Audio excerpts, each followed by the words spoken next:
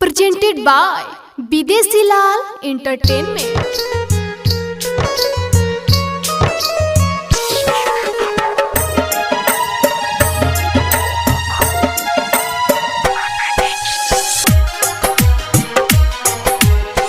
दुल्हन बनी चल दिहलू शादी के जोड़ा में।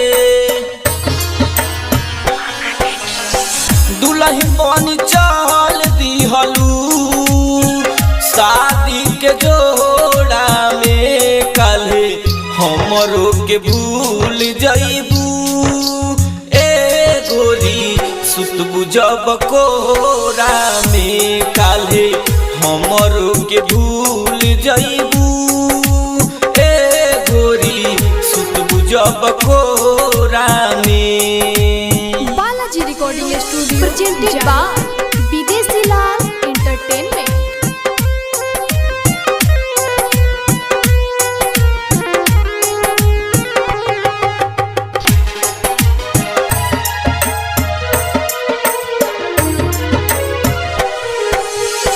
पियावा के संगे अपना से जिया सजैबू हमार दिल से नमवा मिटैबू।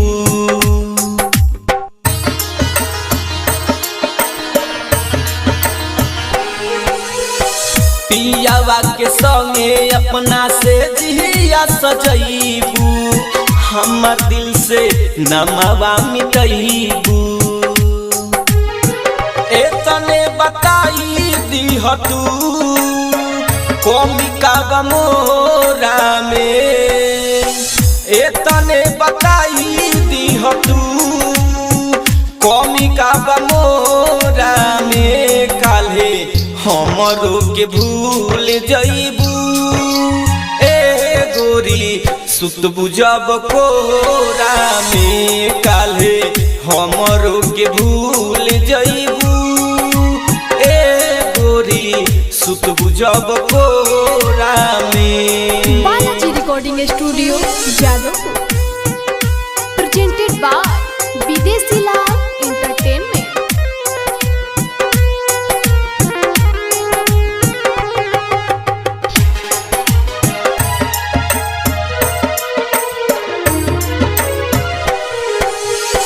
सुनय जान जहिया नई हर में अईबू हमारा से आँख ना मिलैबू।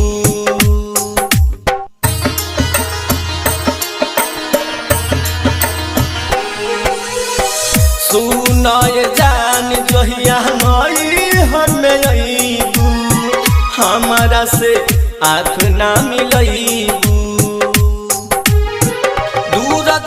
दरादी से चिन्हा गइलू थोड़ा में।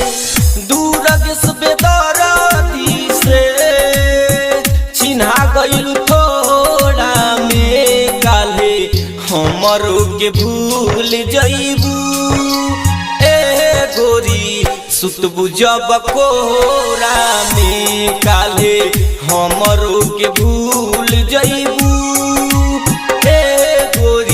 सुतबू जब को